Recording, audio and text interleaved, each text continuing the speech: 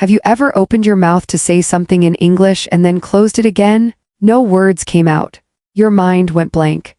And in that little moment, you felt small, like everyone around you was waiting and you just couldn't find the sentence. If that has ever happened to you, I want you to know something right now: you are not alone. Maybe it happened at work, in a store, or even with someone you really wanted to talk to. Your heart started beating a little faster, your thoughts got tangled, and instead of speaking, you just stopped. And afterward, you probably replayed that moment in your head for the rest of the day, thinking about all the things you could have said. I know that feeling well, and I want you to know it doesn't mean anything is wrong with you. It just means nobody ever showed you how to handle that moment differently. And that's exactly what we're going to fix today. By the end of this video, I promise you're going to see this whole experience in a completely different way. Because today, we're not talking about grammar rules. We're not talking about perfect pronunciation. We're talking about something much more important: confidence. Real, everyday confidence, the kind that lets you walk into a conversation and actually enjoy it instead of surviving it. This matters so much because language isn't just words. It's connection. It's the ability to order your coffee without your heart racing, to answer a question in a meeting without freezing, to make a new friend without rehearsing every sentence in your head first. When your confidence grows, everything gets easier. Not because your English suddenly becomes perfect, but because you stop being afraid of it. Before we go further, if you're someone who's working on your English, working on your confidence, and working on becoming a stronger version of yourself, go ahead and subscribe. This channel is for you, and I'd love to have you here for the next video too. Okay, let's get into it. So what does it actually mean to be confident in a conversation? A lot of people think confidence means knowing every word, speaking fast, and never making a mistake. But that's not true at all. Confidence isn't about being perfect. It's about being willing to keep speaking, even when it's not perfect. It's the difference between someone who stops talking because they're scared of a mistake and someone who keeps going because they know the mistake isn't the end of the world. I remember when I was learning something completely new myself in a totally different area of my life. I used to prepare every sentence before I said it. I'd sit there quietly, translating everything in my head, waiting for the right moment to speak. And by the time I felt ready, the conversation had already moved on. I noticed something painful. I wasn't staying quiet because I didn't understand. I was staying quiet because I was scared of sounding wrong. And that realization changed everything for me. The lesson was simple. Waiting for perfect confidence before you speak means you might never speak at all. Confidence isn't something you wait for, it's something you build, one conversation at a time. What finally changed things for me wasn't some big breakthrough moment. It was small. I started allowing myself to say things imperfectly on purpose just to prove to myself that the world wouldn't end. And it didn't. People were kind, people were patient. And slowly the fear that used to feel so huge started to feel a lot smaller. Let's talk about how. The first thing to understand is this: confidence comes from repetition, not perfection. Think about anything you've ever gotten good at. You didn't get good at it by thinking about it. You got good at it by doing it again and again, even when it felt clumsy at first. Speaking English is exactly the same. Every time you speak, even if you stumble over a word, your brain is quietly building a pathway that makes it easier the next time. Here's a word worth knowing. To stumble means to pause or make a small mistake while speaking, almost like tripping over your words. For example, I stumbled over her name because I couldn't remember how to pronounce it. And that's completely normal. Even people speaking their first language stumble sometimes. Think about a small plant growing in the sun. It doesn't grow because someone tells it to. It grows because it keeps reaching upward, a little bit every single day. Your confidence grows the exact same way, not in one big leap, but in small, repeated moments of trying. The second lesson is this: silence is not your enemy. So many people believe that a good conversation means constant talking, no gaps, no pauses. But that's simply not true. Even native speakers pause, they hesitate. They take a second to find the right word.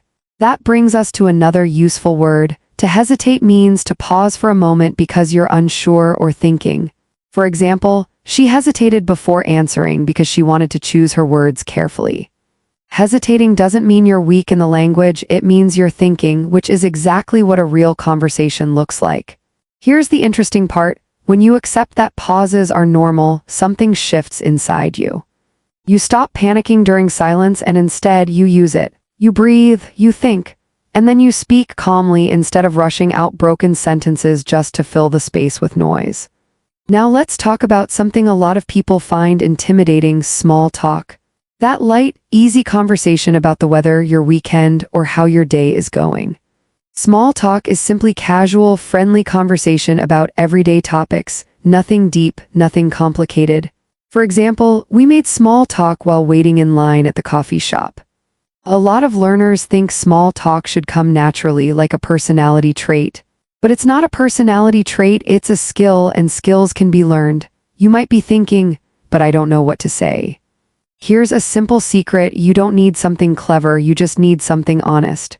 It's really sunny today, isn't it? I love your jacket, where did you get it? That's it, that's the whole skill. Small talk isn't about being impressive. It's about being warm and present. I used to think the same thing, that I needed something smart to say before I could speak.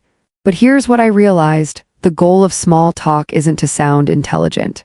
The goal is to make the other person feel comfortable. And when you focus on that, the pressure completely disappears.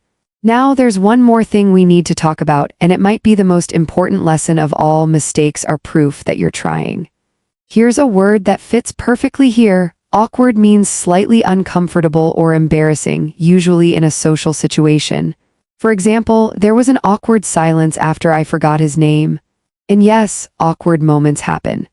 But awkward moments aren't failures, they're evidence that you showed up and tried instead of staying silent out of fear. Think about it like learning to ride a bicycle. Nobody balances perfectly on the first try. You wobble, you lean too far, maybe you even fall. But every wobble is part of learning balance. Every awkward sentence in English is part of learning fluency.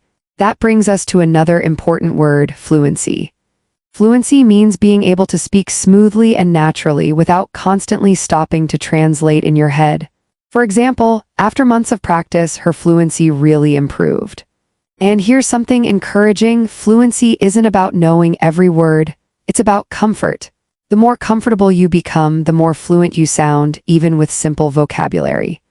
There's one more lesson I want to leave you with: your voice matters more than your accent. So many people feel embarrassed about how they sound and they hold themselves back because of it. But listen to me, an accent isn't a mistake. It's not something to hide. It's part of your story, your background, your identity. Here's a phrase worth remembering: to step out of your comfort zone means to do something that feels unfamiliar or slightly uncomfortable instead of staying with what feels safe. For example, speaking up in that meeting was outside my comfort zone, but I did it anyway. Growth almost always happens right outside that zone, not inside it. And one more small but powerful word: a compliment. A compliment is a kind, encouraging comment you give someone. For example, she gave me a compliment on how clearly I explained the idea. Learn to give them, and just as importantly, learn to receive them.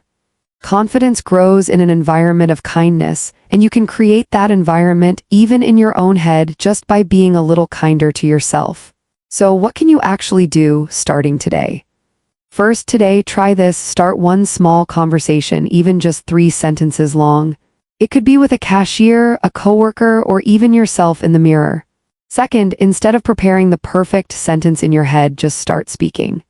Let the sentence build itself as you go. Third, before you go to bed tonight, say out loud in English 3 things that happened during your day. This trains your brain to think in the language, not just translate it. Fourth, your next step is this: when you make a mistake, don't apologize 5 times. Just smile, correct it if you need to, and keep going. And fifth, start with this simple mindset shift. Instead of asking yourself, will I sound perfect?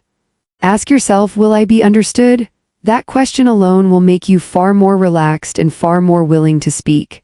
None of these steps require a classroom, a textbook, or a special app. They just require a few minutes of your day and a willingness to feel a little uncomfortable for a moment. And that's really the whole secret. You don't need to remove the discomfort completely. You just need to become someone who's willing to act despite it. Let's quickly go over what we've learned. Confidence comes from repetition, not perfection. Silence and hesitation are normal, not something to fear. Small talk is a learnable skill, not a personality trait. Mistakes and awkward moments are proof that you're growing, not failing. And your voice, your accent, your way of speaking, all of it matters more than sounding perfect. None of these ideas are complicated, but together they can completely change the way you experience every conversation you have from now on, not as a test you might fail, but as a chance to connect with another person. But here's the one thing I really want you to remember, more than anything else in this video: you don't need permission to speak. You don't need to wait until you feel ready, because that feeling of readiness usually comes after you start, not before. Every confident speaker you've ever admired once felt exactly like you do right now, unsure, a little nervous, wondering if they were good enough. The only difference between them and where you are today is that they kept speaking anyway. There's one last thing I want to mention before we wrap up, because I think it ties everything together. Confidence isn't built in the big, dramatic moments, the interview, the presentation, the important phone call. It's built in the small, quiet moments that nobody else even notices. The moment you answer a question instead of nodding silently. The moment you ask someone to repeat themselves instead of pretending you understood. Those tiny choices, repeated over weeks and months, are what quietly turn into real, lasting confidence. So be patient with yourself. Growth in a new language rarely feels fast while it's happening. It feels slow, sometimes even invisible. But one day you'll notice that a conversation that used to make you nervous now feels